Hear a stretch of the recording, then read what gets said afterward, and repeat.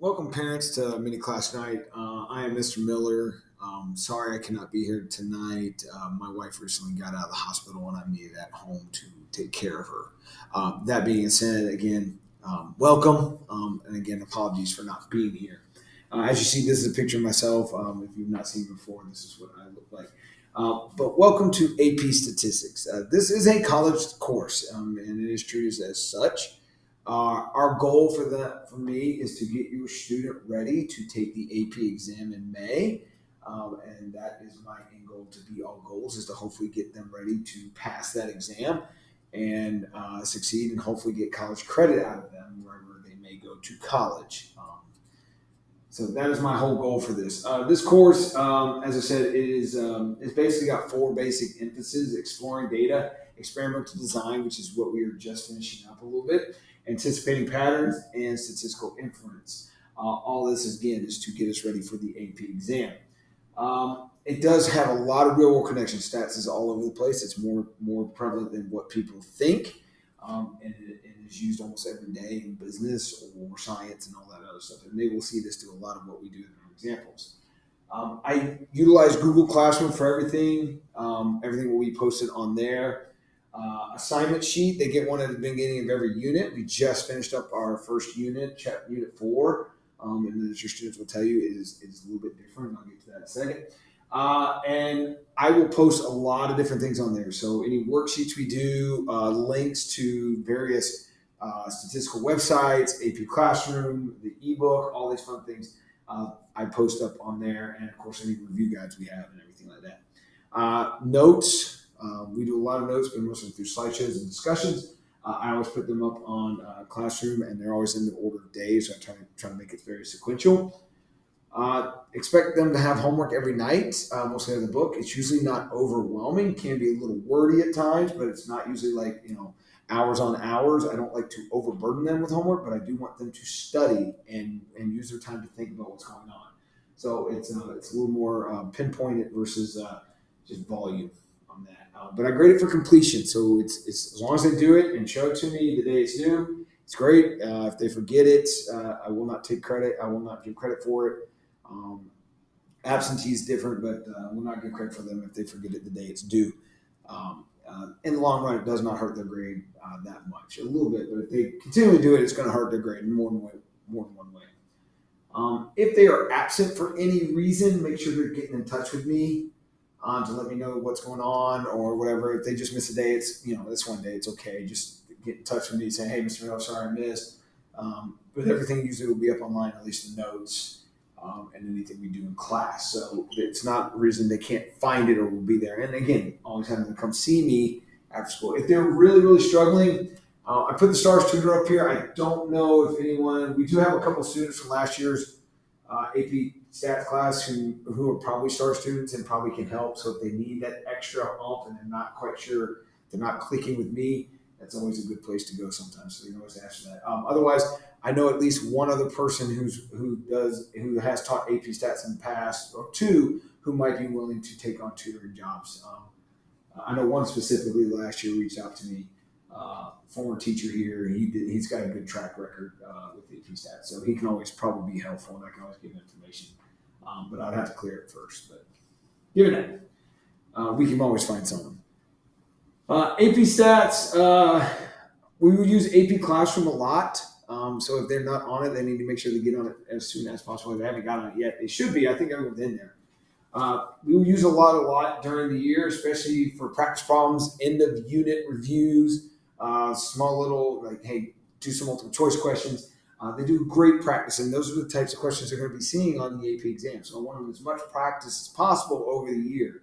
I tend to mirror the AP exams for all my quizzes and tests. So they're basically getting, questions they're going to be seeing or questions like they're going to see on at the exam in May. The textbook, it is the Practice of Statistics 6th edition. Pretty much everyone should have a hard copy, and I do have everyone on an ebook, and we are working on getting everyone on there so they can utilize that. I do like the ebook in terms of it has many helpful videos on certain problems. It has a lot of practice problems, and it has a lot of vocabulary review and some other multiple resources they have available for them on there. So it kind of gives them helpful hints. And it also has explanations on how the people who wrote the book or who also write AP questions on how they would solve a problem or show how to work a problem. And for everyone's information, the AP exam itself is on May the 4th next year, 2023. Yes, Star Wars Day.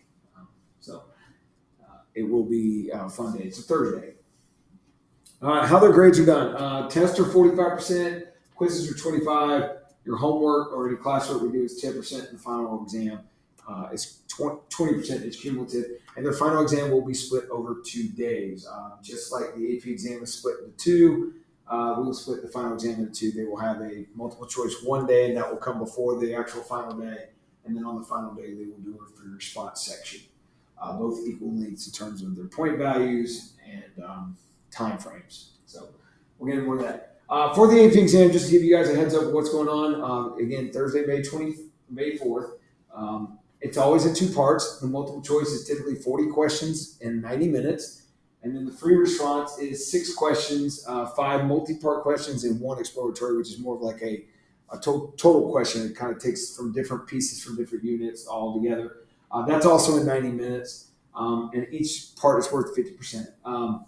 Last year, the national pass rate was 60%. That's getting a 3 or higher. My classes passed with an 86.4, and that's without 2 of my better students actually taking it, which probably would have bumped it closer to 90 in that case. So I was really, really happy with last year's class being the first time I taught the course. So it's a good starting point here. Typical score for 3 on the AP exam is roughly about a 50% raw score. So if they get like 50% on it, that's like a 3. So your students will, say they're struggling. If you look at quiz grades specifically, that's more raw score grades. They are,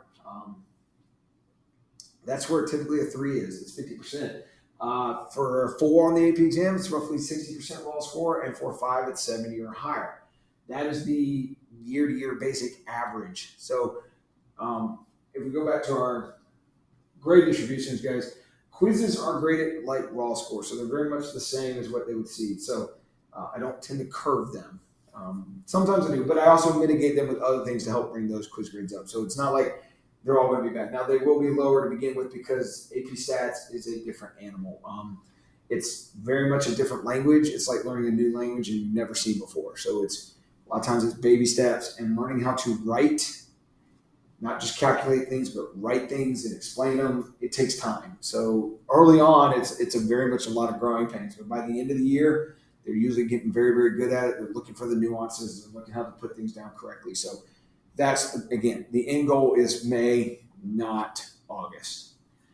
Tests, I do curve. I curve for the AP score. So, again, I use what's called the square root method. And basically, whatever the raw score is, I take the square root of that and then multiply it by 10 or 100, and that ends up being their percentage grade. So tests tend to be a lot higher than the quiz average, but it all ends up being good at the end. So given that, right, how do they succeed? Well, make sure they're asking questions, and especially if they're not understanding things, ask as much. I will try to explain as best I can. If I can't find out, I will find out. Encourage them to study for quizzes using any warm-up study guides, notes. The AP Classroom's always good. They got videos, YouTube. I mean, there's so much out there for AP stats and everything. There's a bunch of stuff out there. Make sure your child's reasoning out answers, not just memorize and regurgitate certain things. Being able to explain why something happens is a big deal in AP stats. It's saying take data and tell what's going on and why, and doing it in context. It's a huge deal, and they'll hear me. I'll repeat this to them over and over throughout the year. If they're struggling, form study groups. It's always good to form, especially for the AP classrooms. It's always good to have study groups. So any AP class, I would encourage this, but for this one, it's very good to hear other people's and what they're thinking and how they're seeing a problem, because maybe it can click differently for other people and hear everything. And again, once we go for quizzes and homeworks, tests, make sure they're making corrections, because that's how we learn from our mistakes. And once they start seeing where their mistakes were, if they're doing something just slightly wrong or off, they'll start learning it and they learn what to do, what's best to do. So make sure you're doing that. I would check their grades every week, 2 weeks, because they'll tend to have 1 or 2 new grades. I think that's a good way. Try not to get them into a hole by the end of the year. So we're not trying to dig out at the end of it versus tuning at the beginning. Any email will be sent through what is online for you. But if you want to contact me, email is the best. I am at jmiller@btcatholic.org. Pretty much it's one of the easier ones to memorize. If you don't know it. That's probably the easiest and quickest way for me to get back to you. So if you have any questions or anything, please contact me. But hopefully you guys have a great rest of your day, and hopefully I'll see you guys soon. Take care.